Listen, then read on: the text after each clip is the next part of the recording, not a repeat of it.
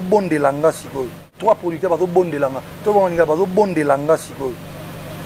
Moi quand attends à comment on a bangoyate parce que content Ndou la vraie Pidi a bien un jour non where is coffee? Vous n'êtes pas Pidi a bien un jour non where is coffee? Via la yambe biga anglais tout ça neni non na besoin ça la mo bandule mo na ba Congo via habituellement na Congo tout ça ba seti boto ça Ndou la vraie à part ba mbrouillère. Mais Youssou Ndour na Alpha Blondy ba benga via na misu na ngai via du phone. Youssou Ndour Alpha Blondy ba na via coffee. Yolo baga trop binoka danger. Arrêtez la musique. Arrêtez. Et Fanjo, 3 producteurs tisiko ba bondele kaka. Oh Youssou Ndour abenga vie puis Didi abenga vie. Jo ya banda lukuta tongo Ah Nzambe. Alors, bandeko babolingo, tozongi Boalwood TV, Lisango, Gladiateur en costard, nouveau numéro biso wana toye, topangana na no vite fait, et ça biso qui to connaît lengi. Bambo tebele bisika bolanda biso, on vous dit bonjour, bonsoir, et voilà, vous êtes de partout, en tout cas, Kimezala Nabino, chaîne Nabino Yangoyo, Gladiateur Nabino Yeyo, Lisango Yangoyo, et échanger tes caningi zalaka. On est ensemble, il n'y a pas de souci.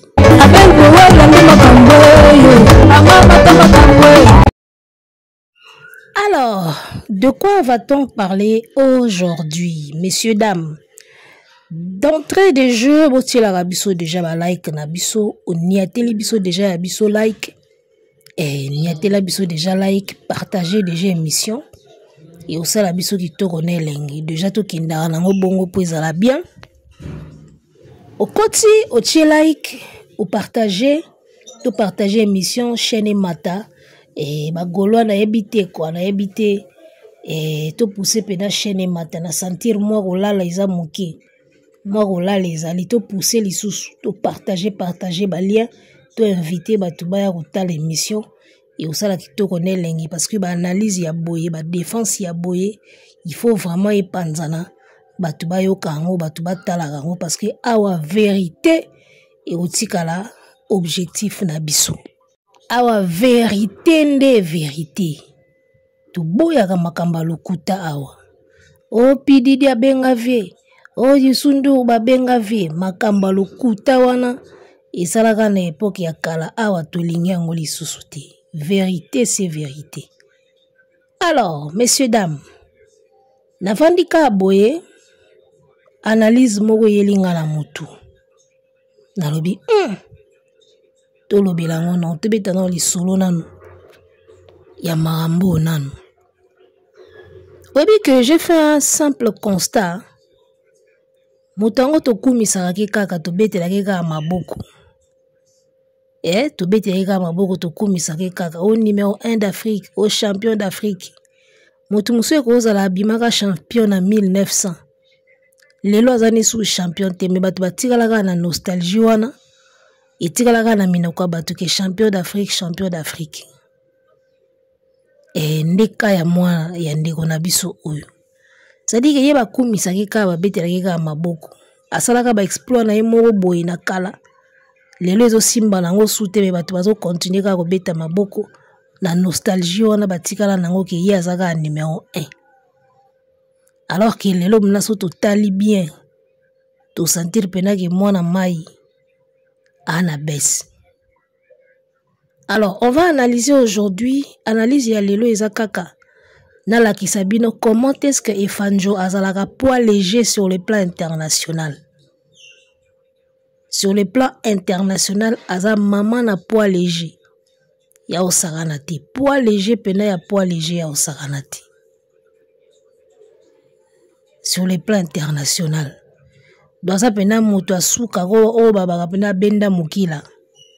Et sur le plan international, ye pena benda mukila. Raison pour laquelle azonga ko se consoler na ba musicien congolais. Parce que c'est au Congo qu'il trouve son réconfort. Soit Kelibanda, poids léger, le dernier. Abenda Amukila Kuna. Comment expliquer? Comment vous expliquer soi-disant légende, soi-disant numéro 1 d'Afrique, soi-disant le plus populaire, le plus écouté, le plus streamé, soi-disant le plus suivi? Vous allez remarquer qu'il y a tout un tas de featuring au Asali ces derniers temps, Nabana Mai et Accrocheté. Il y a tout un tas de featuring au Fali Asali ces derniers temps et raté, mais personne n'en parle. Personne n'en parle. Il a raté beaucoup de feats. Fali a raté beaucoup de feats, mais personne n'en parle. Non seulement a raté ma feat Ebele, mais on a remarqué aussi que Bato Batila ait confiance pour y prêter bango main forte na ba featuring. Résultat na bango il a positivité. Contrairement il y a ba résultat oyo bato ba pesa ye na ba featuring. Quand je parle de featuring nazomona, remarquez tous les feats que Efanjo Sala na l'album Né à Liboso ya Urbain. Bilokos 1. Asali Bilokos 1, batu tout bengaki na Bilokos 1, ba pesa ye makambo. Oyo azoko kopesa ba musicien mosusu te. Aya ye na Tokos 1. Apesi single de platine. Bouba ye apesi single, Nino ye apesi single, Dadjo ye apesi single. Ensemble ya bato wana tout baya bapesi disque d'or ya Snap. Mais tala siko ba featuring o bato bazo senga ye bazo zwe eloko te. Excusez. Vous remarquerez que ba featuring tout o bato baya ka senga Fali bazo récolter eloko te. Nini yo ba featuring o bato baya ka pana yo ba pesa ko makambo. O sengi featuring na ba Aya ba Bouba ba K-Black. D'accord? Au sengi ba petit na ba featuring ba ye ba tio poa e bendeli yo ba makambo. Siko ba petit o bazo ya pepo yo pesa ba makambo na ba featuring bazo zo la ba makambo te. Yango ba yebisaka bino omoni pour partager énergie. Il faut zala nango koleka. De telle enseigne que soko partager énergie na mutu, yé pas eu énergie. Et alors courant faible ba partager yango te. Courant faible c'est qu'on partage au salino et l'autre parce que au kita lisu makasi. Pour partager courant, il faut la courant ya makasi. Courant ya makasi pena wezo pela pena makasi zo pelisa pena ba ampoule makasi. Courant bongo soko partager yango au mona bateau partager na bango bazui pe lumière ya bien. Donc vous remarquerez que Efanjo a ça un poids léger sur le plan international. Il n'a pas assez de pouvoir pour pesango na bato. Bato bazo senge ba featuring par rapport à visibilité ou à Salaka tellement qu'il est trop vu, tellement qu'on cite son nom un peu partout. Bato bazo kanisa ke so ba salina ye featuring ça va rapporter. Alors que dans le fond il y a rien. Ça ne rapporte pas. Ça ne rapporte pas autant que les Bouba et les Dadju ont rapporté na ba album na ye. Lui ne rapporte pas na ba album ma bato misusu. TV za radio te, image à l'appui, to kota sko na ba image, to appuyer makambo to zoloba. Toujours dans les derniers featuring, oya Suka Sali awa. Mwana oya Nigeria ya Ifa. Petit a futi biye alonge mboka na bango na Naija, ayeti awa kosala featuring na Efanjo. Akangamika na 2 millions 10 mois avant diga wana. Abeti moi 2 millions avant dika wana. Nzembo ango pe to ebite soki epesi ye single d'or na ndimite. Epesi atali nzanza te. Tozi moto yo ya featuring. Oya ba featuring récent. Oya oh Amina, c'est moi un morito, on est médiatisé faux chant. Ozomona 2 millions avant diwana. 3 mois, 2 mois déjà avant dika na 2 millions, 2 mois. Après boya koseka clip ya faire rigola amour illusoire oya sali featuring na motute et beti 4 millions. Tolongwe kuna tozui tata Angélique Kidjo. Un mois yango yo ata 1 cas ya pamba ata 1 million quotité. Même pas katikati ya 1 million. Un mois déjà tata Angélique Kidjo. Asali featuring na Hassele, le numéro 1 d'Afrique, croyant qu'il est ben délé makamba, côté même pas 1 million. Bozomo n'a pas raté à featuring à Landisi ce dernier temps. Personne n'en parle. Personne n'en parle. Même pas 1 million. Na tata Angélique Kidjo. Je pense que na yemoko Angélique Kidjo tango zo kota na chaîne ne. Aotala nzembo wana zoloba ça c'est vraiment une perte. Na sali perte fait na fit nangata Alpha Blondie. Soit ça qui featuring on a Yusundo to Alpha Blondie de héros et Pumbo et même Salif Keita. Des héros baviringa qui Pumbwe. Lorsque vous fitez un mauvais chanteur et que la chanson n'est pas exceptionnelle et soukaka aboui. Bossa le featuring pour l'image, bossa la featuring pour la vue de vos fanatiques, puis ça la beau au vu de vos fans, mais vous ne tenez pas compte de la qualité ya banzembo. Yango zomo na batu baolinga na bango otala ngoti. C'est trop mai. Toleki. Toya wa solo fit Fally Ipupa, même pas 1 million de vues, même pas katikati ya 1 million. Ata katikati ya 1 million et comité. Ozomona. Ata katikati ya 1 million et comité. Et ya koka mwasusu eza nani K-Black. Le K-Black que tout le monde connaît. K-Black fit Fally, 8 mois yango avandi na 3 millions.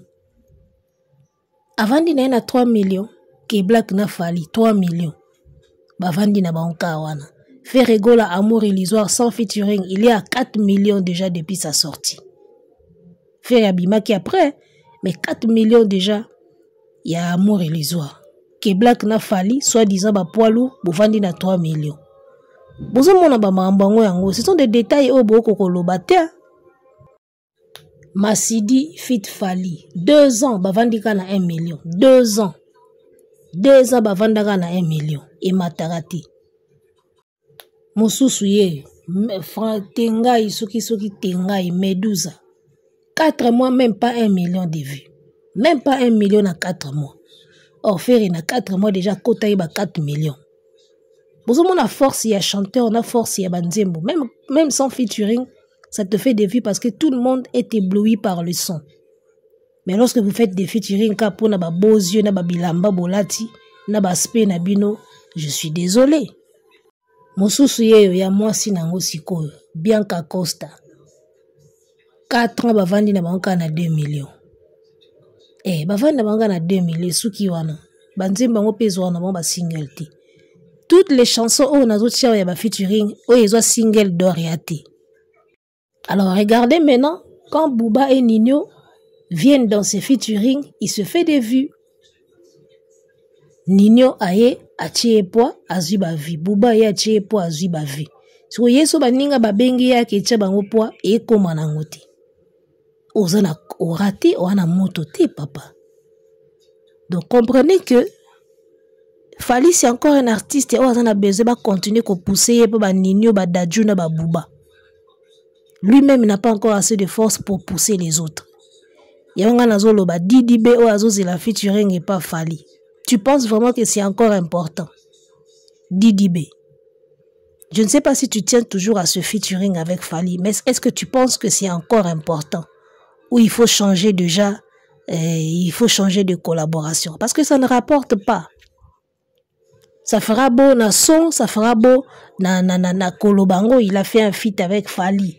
Et ça l'a bien à Koloba. Il a fait un feat avec Fally, ça fera beau comme ça. Mais sur les résultats, il n'y aura rien. Ba featuring tout ba bengi yata muta bendi linzanzazate. Mais ba featuring ba chaye po bendi nango ba plan. Au moins qu'il n'a pas assez de force à donner aux gens. Yemo kwa zana na niveau où il faut pas continuer à soutenir, il va continuer à pousser. Il a encore besoin des gens à pousser. Dans la Tokos 1. Et accrochez-moi l'inzanza po ba poilo bayaki. Ce qu'on soit Tokos 2. Combien d'années déjà? L'inzanza est ben damate. Donc tu sens que il a encore besoin de continuer à pousser et pas batouana. Il n'a pas encore pris d'envol. Parce que mutu kata mutu kezaka so botindiki yango. Moko yo moko chauffeur au démarrer au kesiko na force na yo. Bata otindika batiki. Mais lui tu sens que il a encore le besoin ya ba pousser encore. Le gars a encore besoin de continuer à pousser. Si vous posez nous les questions, vous pousser ti wapi. 19 ans de carrière. Sous un niveau où il faut continuer à pousser. Et n'habitez ce qu'on reçoit vol na yo moko kan. Preuve yango qui ne peut pas pousser les autres. N'engi bazo pousser. Tous ces gens qu'il a appelés dans son album, Babendeli Manzanza, Babendeli Bavu, Babendeli Bastream. Mais bato babengi, Abendeli Bangwelo Ota, il n'a pas assez de force pour partager. Il y a on a besoin de force ba Bouba, ba Aya, na ba Dadju. Mais il n'a pas assez de force pour couper sa bateau. Asake, Moutazo Azo de la featuring, Basenga qui sont 50 millions. Il avait raison de refuser. Mais le gars avait vu clair. Il avait raison de refuser. Mbongo belé bongo pour des résultats comme ça. Jamais. Asake bomba mbongo nao. Asake, guard your money. Keep your money so balobangondeni. Guard your money, Asake. The featuring UIF, this guy is not benefic. Is not benefic, yaya. Keep your money, Asake. Bomba no mbongo no. Ba featuring a Joe yanango benefic te. Yezo pese makambu. Me ya kopesa makambu ango ba opesa ye akopesa ngo na baninga ta. Nene yango asa zwili nzanza na batutu basenge featuring. Mututa azo kopesa ni makambu te. Il n'a pas assez de moto, il n'a pas assez d'énergie à partager. Il a encore besoin qu'on continue à le pousser. Il a encore besoin qu'on continue à le pousser. Essayez d'imaginer le 3e album urbain de Fally sans featuring. Bon mon ondeni. Et quoi décrocher à téléroté, même papier aux ouates, même disque à papier à carton et aux ouates. Et aux ouates. Tokos de mat pokora yaki, banani nani obayaki. Si le loto c'est la disque. Le gars a encore besoin qu'on continue à le pousser. Qu'on continue à le soutenir dans ma featuring. Jusqu'au 19 ans de carrière à succès. Tu as encore besoin de continuer à pousser. Mais na habita. Bino boseka faire ka na Sonia, amour illusoire et bimia sans featuring yemoko. On est à 4 millions déjà de vues. Ate za ba robot yaya. Kasi bato wana o ba osala featuring na Fally ba somba pe ba robot ngote. Ba somba pe na end, ba indien pe ba ya otila bango. Et puis Soki Boyebite, beaucoup de ceux qui ont demandé le featuring à Fally ont aussi sponsorisé ces chansons-là. Mais ils ont décollé KAT. Ils ont décollé KAT. Ozumona, Ferré à Kokota, à s'imposer dans le marché du disque français, na ba effort na yemoko na qualité avoir na ye na style ya oyemba na ye. Yozo s'imposer, ozo meka ko s'imposer kuna na ba featuring, na ba poa ya ba Bouba, ba Dadju, ba Aya. Mais au pesa peka bien te. Boseka na bino Ferreka na Sonia. J'ai passé en revue tous les featuring que tu as fait avec des gens. Ça n'a rien rapporté. À ça qui avait raison de refuser 50 000 $. Hein? Ou 50 000 $ pour un featuring. Parce que yoko pesi nini en retour. À part Kombo Kake. Et à ça la featuring na Fally te. Parce que yoko souka kawana. Ah, il a fait un feat avec Fally, waouh! Et après, Silika, bon, il fait la minute à Zawapi. Après son feat avec Fally, il a pu décoller, il a décroché quoi? Il est où? Il fait des concerts où? NK Divine, Kouta Betty Bercy. Moi, nana, il fait Betty Wapi. Après son feat avec Fally. Donc, tu sens que c'est un gars, il passe chez toi, il ne laisse rien. Tu vois, au tikele, l'eau, tikele, nde yombo. Mais au tikele, jamais l'eau bien. Yangwana Nazoloba, DDB de la Côte d'Ivoire. Est-ce que tu penses vraiment que ce feat est encore important? C'est le moment. Dites à DDB de garder son argent. A changer les programmes. Namona qui est na Rick Ross. A salane featuring na Rick Ross, ça peut lui rapporter un truc. Parce qu'avec Efanjo, il n'y a rien. Ozomona, yona isa bino, succès mona mbalio. So tele on a le enge obetele maboko.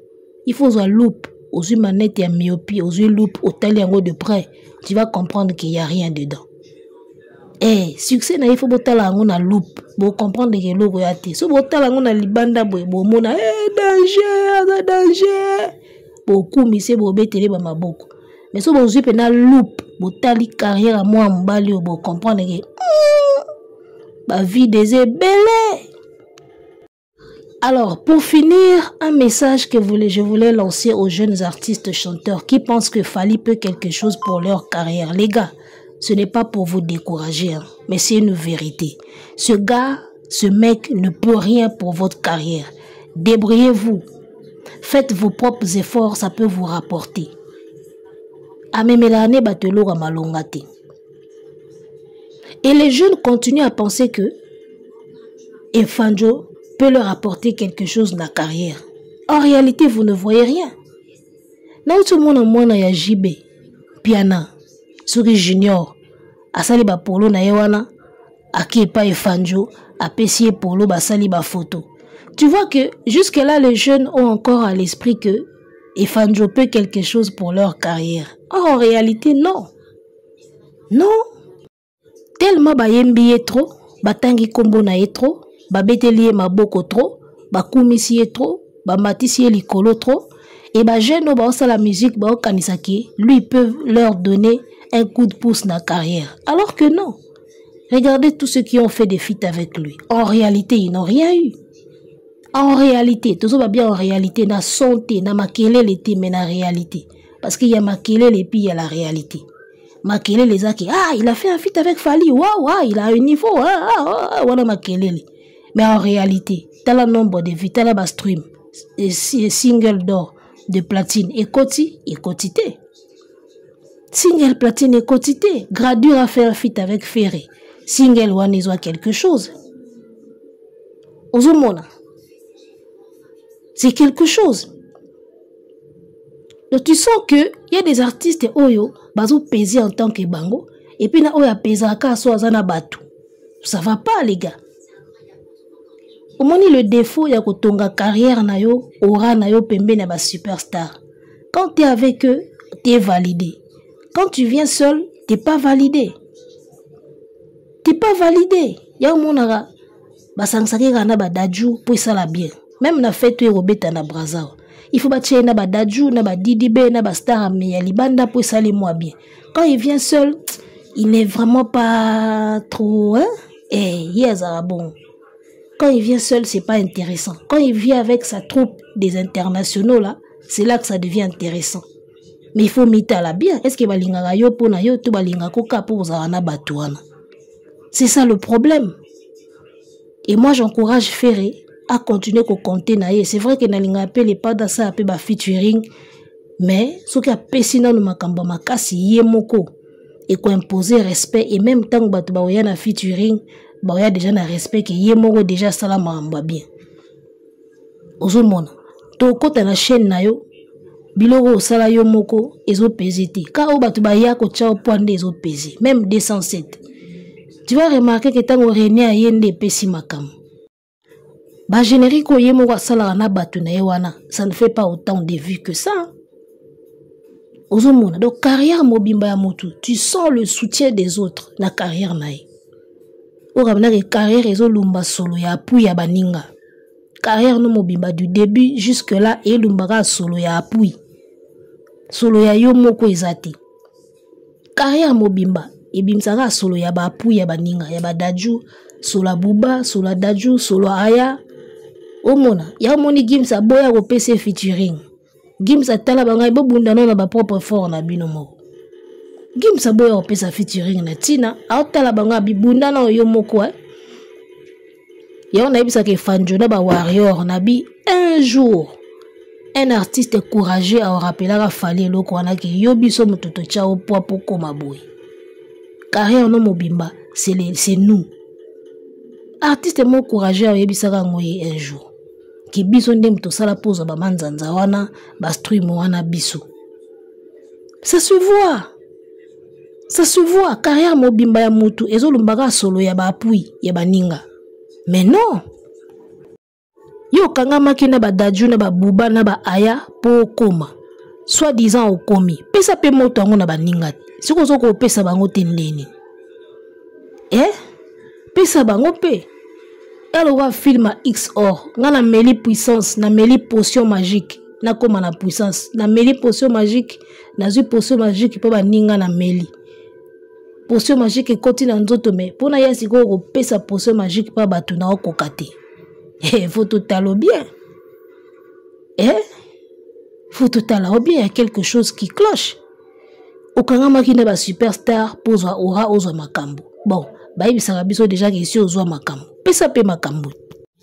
Makambo ozui pa ba buba ba daju ba aya, ba naza ba keblak ba MHD. Pesa ngo pe bano ba osengo ba featuring. Oko pesa bango ngote ndeni.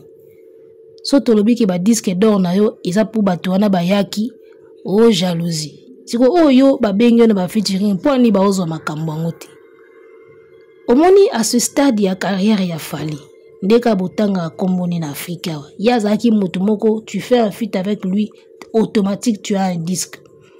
Parce que c'est comme ça avec Aya Nakamura. Tu fais un feat avec Aya, attends-toi à un disque.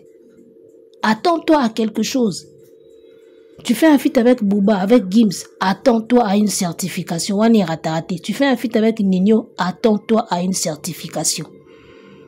Mais qu'en est-il pour Fally? Tu fais un feat avec Fally, attends-toi à quoi? Bon, répondre là. Tu fais un feat avec Fally, tu dois t'attendre à quoi? Moins de vues, disque écoute, n'en parlons pas.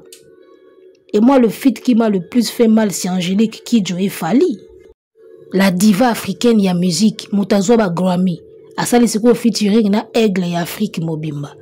Mais fais boben d'abord. Fais ROD Toto Kanaba 5 millions et okende. Botelemiko kana moins de katikati ya 1 million.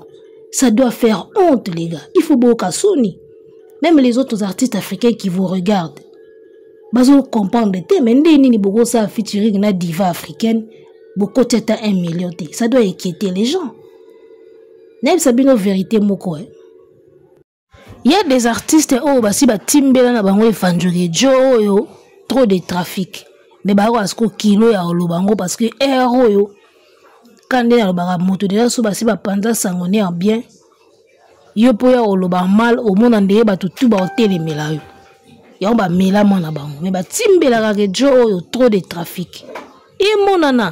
Arrêtez la musique. Arrêtez quoi?